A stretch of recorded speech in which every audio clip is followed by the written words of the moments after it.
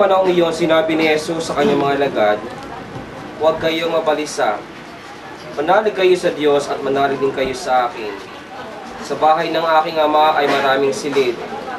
Kung di gayon, sinabi ko na sa inyo, paroroon ako upang ipaganda ko kayo na matitirhan. Kapag naroroon na ako at naipaganda na kayo na matitirhan, babalik ako at isama kayo sa kinaroroonan ko. Tandaan ninyo ang daan patungo sa pupuntahan ko." Sinabi sa kanya ni Tomas, "Panginoon, hindi po namin alam kung saan kayo pupunta. Paano namin malalaman ang daan?" Sumagot si Jesus, "Ako ang daan, ang katotohanan at ang buhay. Walang makapupunta sa kundi sa pamamagitan ko." Ito ang mabuting balita ng ating Panginoon. Pinupuri ka namin, Panginoong Jesucristo.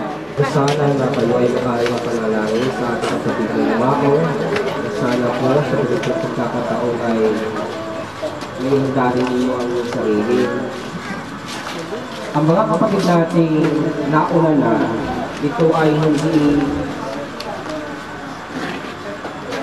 mahiwatig kung tayo ay naniniwalay sa Kanya pagkas tayo ay patuloy na nagkakaroon ng ugnayan sa pamamagitan ng panalangin.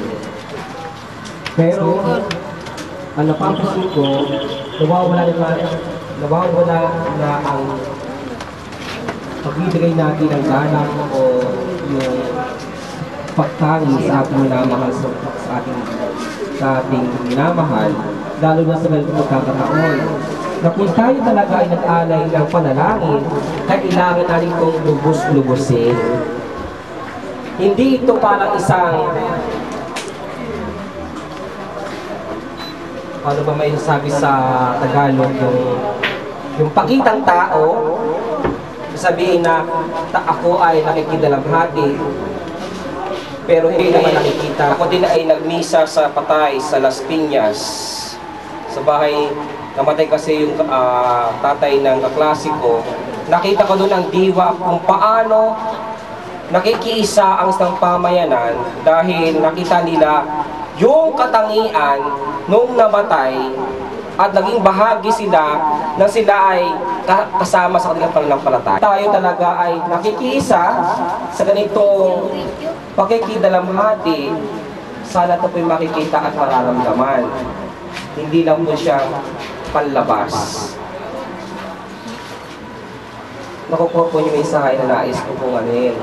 Kasi po minsan, nagiging panlabas lamang yung ating pakikidalamhati. Kung halimbawa, kasi may ganito lang ito. Ayoko na siyang i-elaborate. But the most important is, try to reflect. Sana po ipagbulay-bulay natin kung ano po talaga ang nais o ano ang mensahe na nais ibigay sa atin ng Panginoon sa mga ganitong pag meron tayong kamag-anak o malapit sa atin na yumauna. Ano ang mga pinagdadaan ng silid o lugar para sa atin? Kaya sabi niya, "Uuuna ako sa inyo. I will try to muli binabalik ng Panginoon, ako ang daan at ang tumalan. Wala makararating sa Diyos o sa inyong patutunguhan kundi sa akin." Kaya nga po, ang ating kapatid na si Cecilia ay isang paraan at paalala na sana sa ganitong panalangin, tayo ay nakikiisa.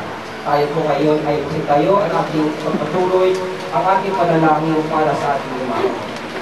Kaya muli ang anak niya si Kristo upang maging pagkabuhay ng lahat ng tao, ang ating pong ilutugon, ang mga makapangyarihan, kami iyong kawaan. Noong binyagan ang aming kapatid na si Cecilia, sa kanya ipinunla ang mithin ng buhay na walang hanggan. Naway yuman ito ng pagkabuhay sa piling ng mga banal sa kalangitan. Idalangin natin siya sa poong may kapal. Amang makapangyarihan, kami iyong kawaan. Dalangin natin sila sa poong may kapal. Amang makapangyarihan, kami iyong kawaan.